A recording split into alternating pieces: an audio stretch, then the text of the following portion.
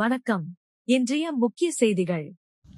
சுதந்திர தினத்தை முன்னிட்டு புதுச்சேரி காமராஜர் நகர் தொகுதிகள் லட்சிய ஜனநாயக கட்சியின் மகளிர் அணி சார்பில் குழந்தைகளுக்கான விளையாட்டுப் போட்டிகள் உற்சாகமாக நடைபெற்றன.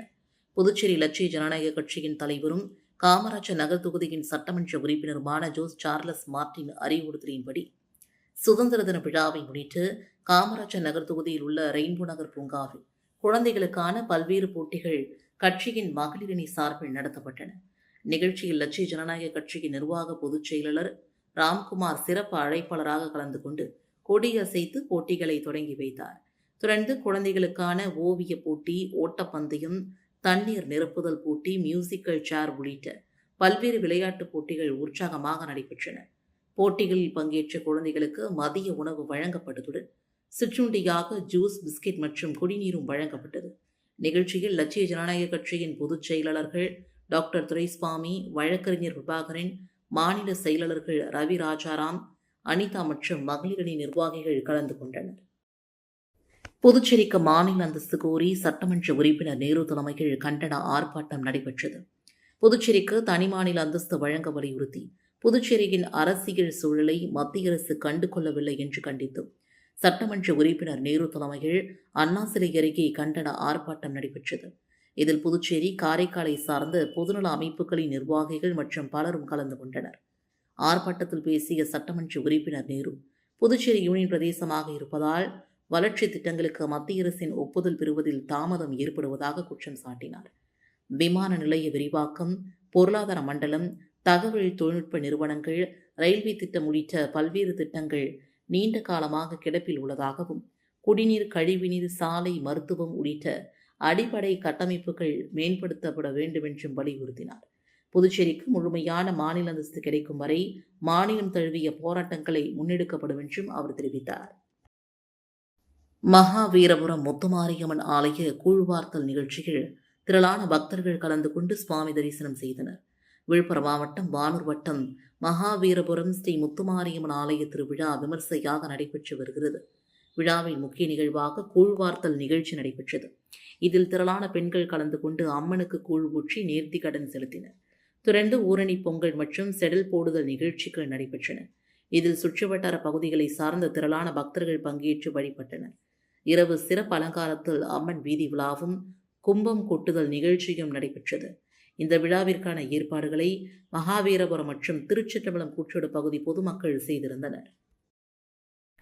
மத்திய உள்துறை அமைச்சர் அமித்ஷா புதுவை வருகையை முன்னிட்டு மாநிலத்தில் பலத்த பாதுகாப்பு ஏற்பாடுகளும் போக்குவரத்து மாற்றங்களும் செய்யப்பட்டுள்ளன. புதுச்சேரி காவல்துறையின் சிறப்பான சேவையை அங்கீகரிக்கும் வகையில் வழங்கப்படும் ஜனாதிபதியின் வண்ண விருது வழங்கும் விழா நாளை கோரிமேடு போலீஸ் மைதானத்தில் கோலாகலமாக நடைபெறுகிறது. இந்த விழாவில் மத்திய அமைச்சர் அமித்ஷா பங்கேற்று விருதை வழங்குகிறார். இதற்காக இன்று மாலையில் சென்னையிலிருந்து ஹெலிகாப்டர் மூலமாக புதுச்சேரி விமான நிலையத்திற்கு மத்திய அமைச்சர் அமித்ஷா வருகை புரிந்தார். அங்கிருந்து சாலை மார்க்கமாக ராஜீவ்காந்தி சிலை அருகே உள்ள ஹோட்டல் அகாட் சென்று தங்கினார். அமைச்சரின் வருகைக்காக ஹோட்டலில் அனைத்து சிறப்பு வசதிகளும் செய்யப்பட்டுள்ளன. அமைச்சரின் வருகையை முன்னிட்டு விமான நிலைய முதல் ராஜீவ்காந்தி சதுக்கம் வரை கோரிமேடு செல்லும் சாலைகள் முழுவதிலும் இரும்பு தகடுகள் அமைத்து தீவிர போலீஸ் பாதுகாப்பு பலப்படுத்தப்பட்டுள்ளது. மேலும் மத்திய உள்துறை அமைச்சர் வரும் வழியில் உள்ள மதுக்கடைகள் மற்றும் ஹோட்டல்களை மூட புதுச்சேரி அரசு உத்தரவு பிறப்பித்துள்ளது. பெத்திசெமினார் மேல்நிலைப் பள்ளியில் 2026 ஆண்டு விழாவை முன்னிட்டு நடந்த பல்வேறு போட்டிகளில் வெற்றி பெற்ற மாணவர்களுக்கு பரிசுகள் வழங்கப்பட்டன. புதுச்சேரி பெத்திசெமினார் மேல்நிலைப் பள்ளியில் 2026 ஆண்டு விளையாட்டு விழா உப்பளம் தொடக்கப்பள்ளி வளாகத்தில் கோலாகலமாக நடைபெற்றது.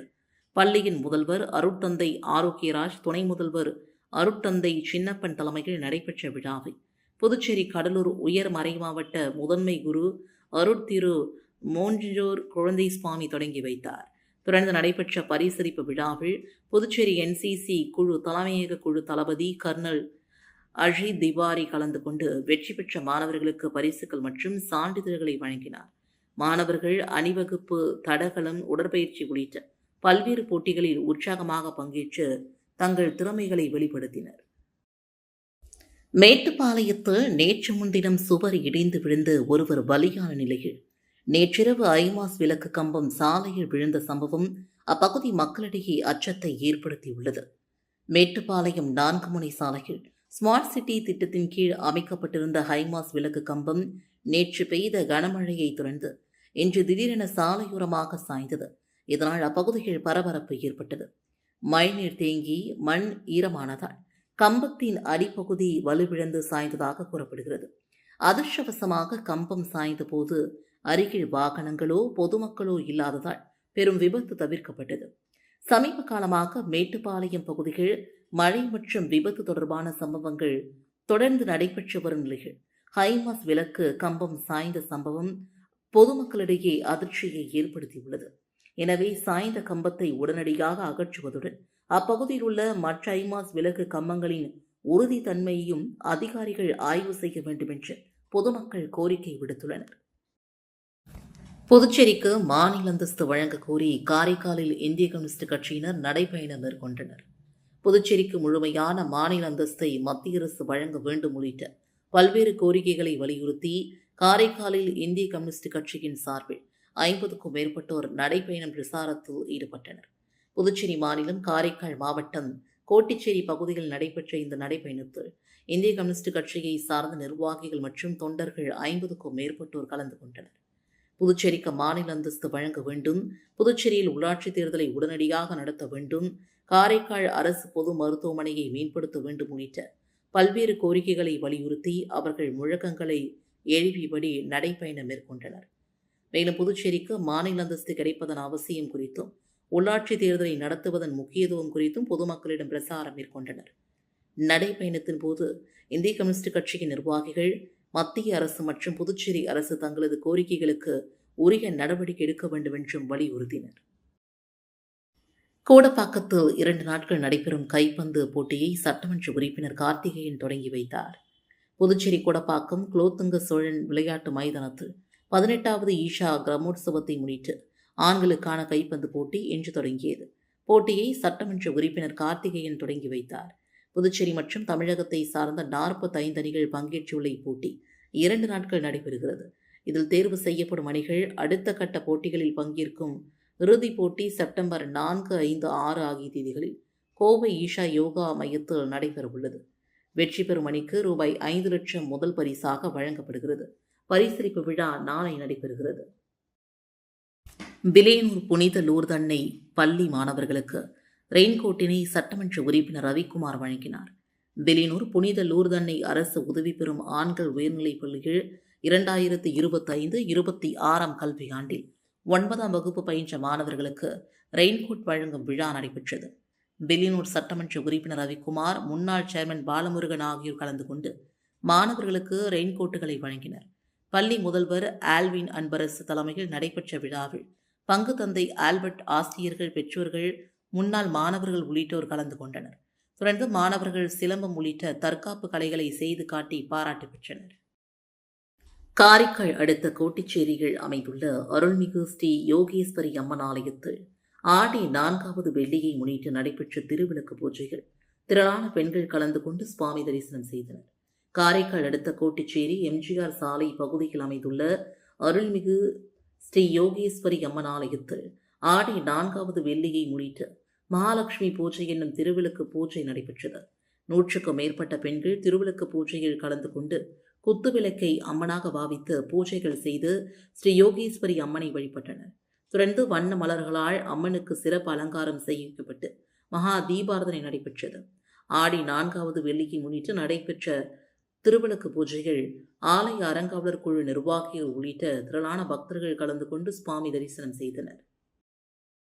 புதுச்சேரியில் வேலை செய்த நிறுவனத்தில் 6 செல்போன்கள் திருடிய ஊழியர் உட்பட 2 பேரை போலீசார் கைது செய்தனர்.